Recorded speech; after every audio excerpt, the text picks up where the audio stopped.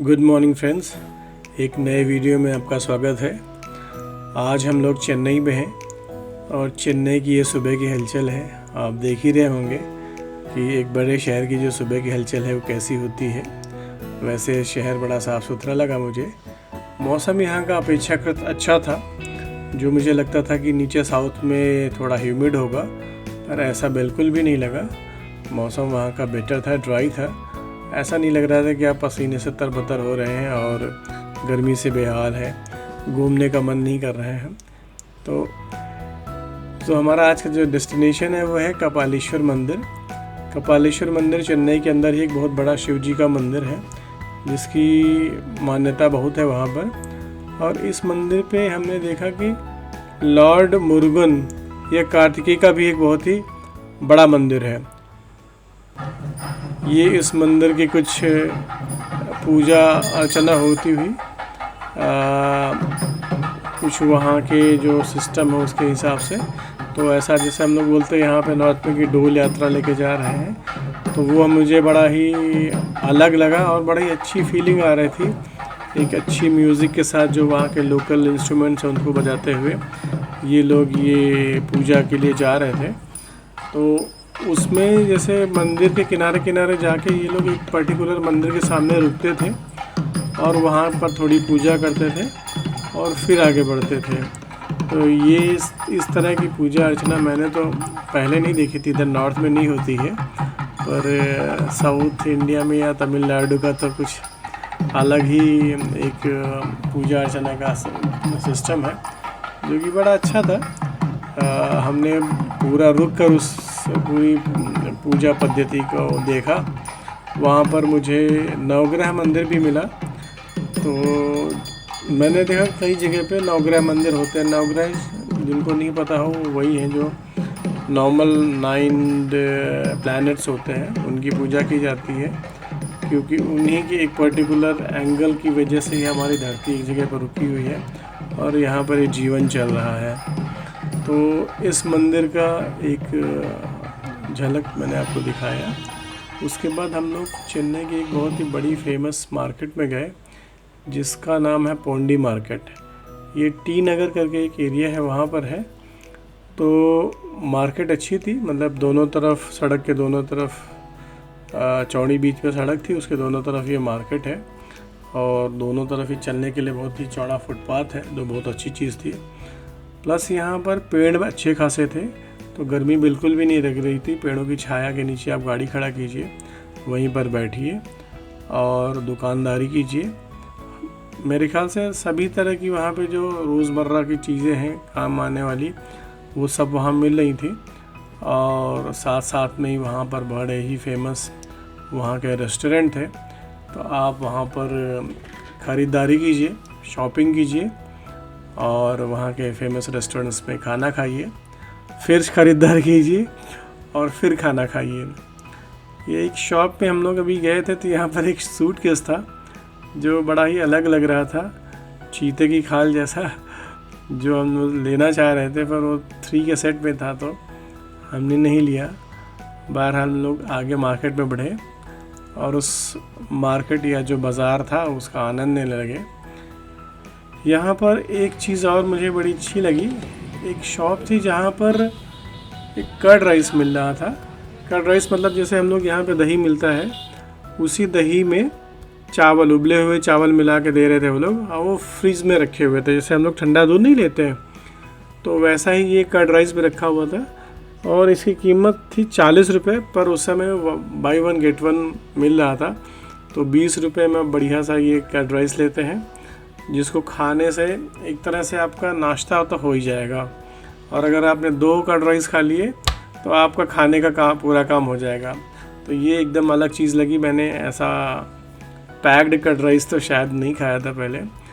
साथ में हमने वहाँ पे एक रोज़ मिल्क लिया, जो चेन्नई या तमिलनाडु में उधर बड़ा फेमस था। और अगर लोगों को पता हो कि वहाँ पर एक और पेय पदार्थ मिलता है जिसको जिगर ठंडा बोलते हैं। जिगर ठंडा मतलब कलेजे में ठंडक पहुंचाने वाला, तो वो भी हमने पिया था।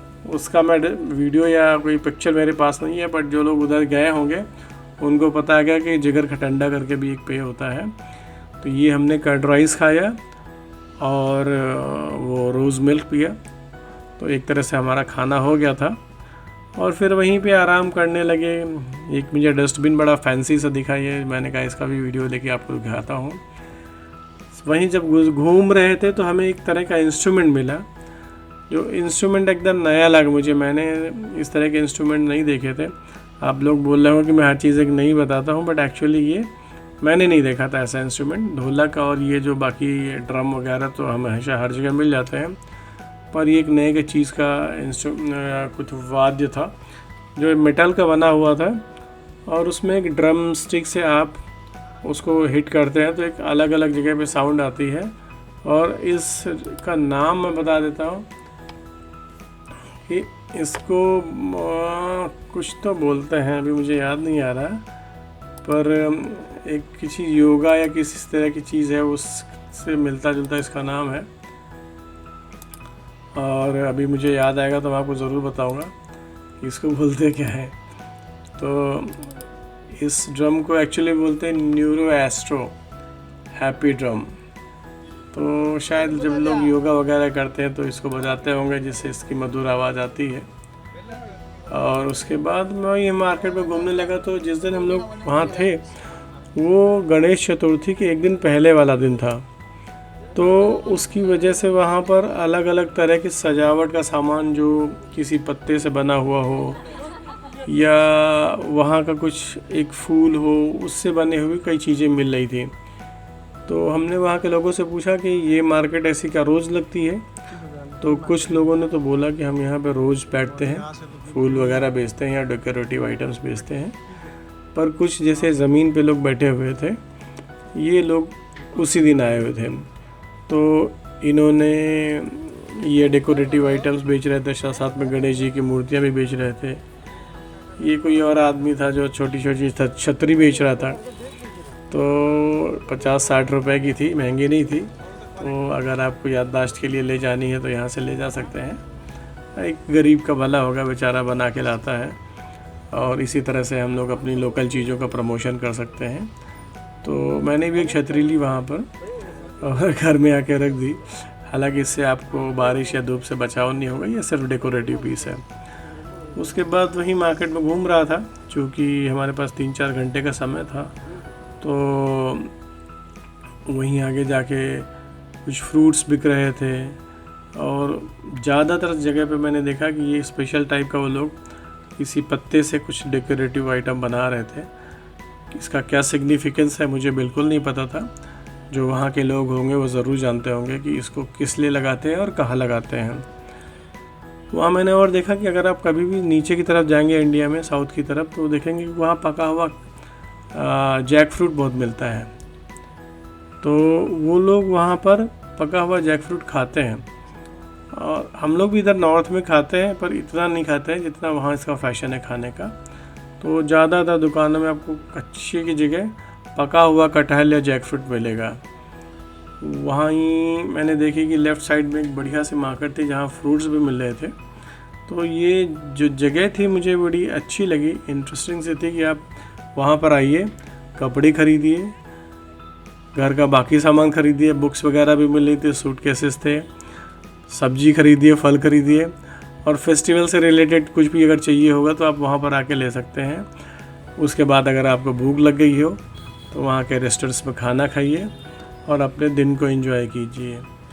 तो ऐसी मार्केट्स मुझे नहीं पता कि चेन्नई में और कहीं पे भी थी, मैं तो यहीं पे गया था, तो हमें अच्छी लगी है मार्केट फॉर श्योर।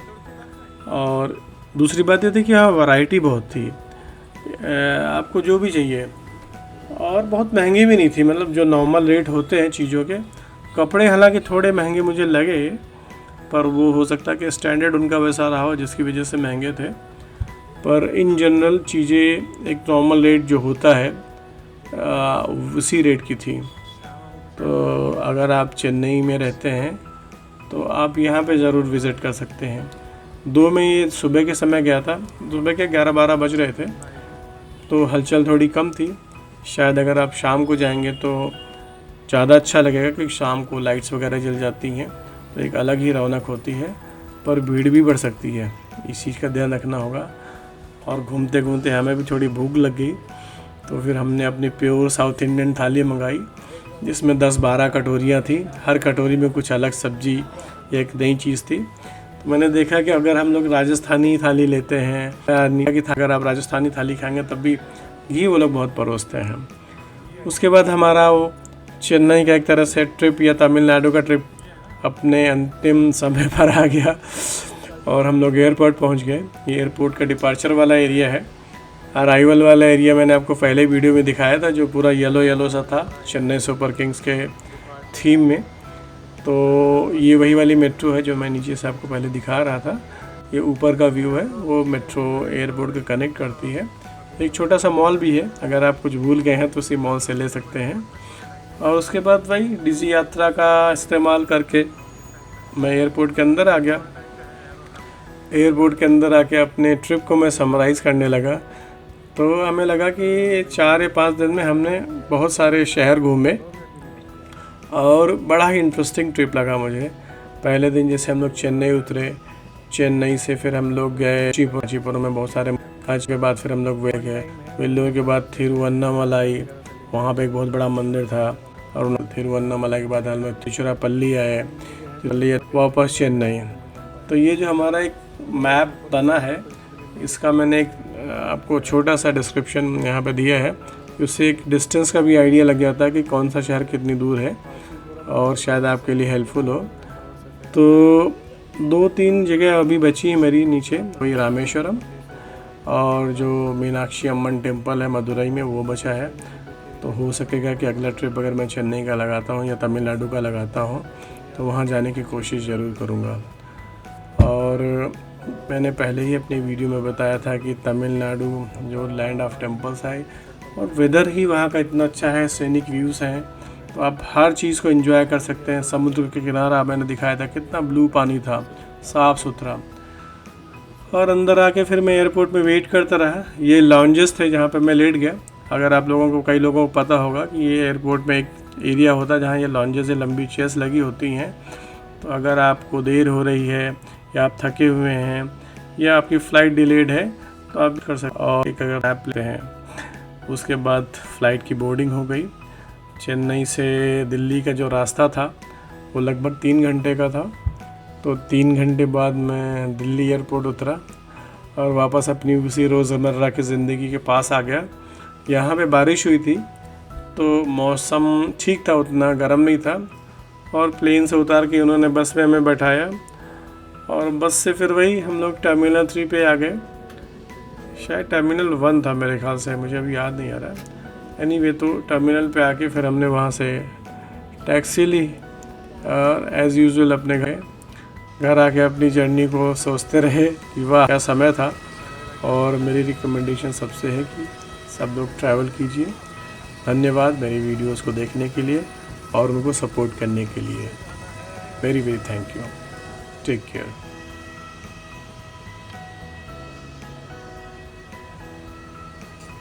मिलते हैं एक नई यात्रा में।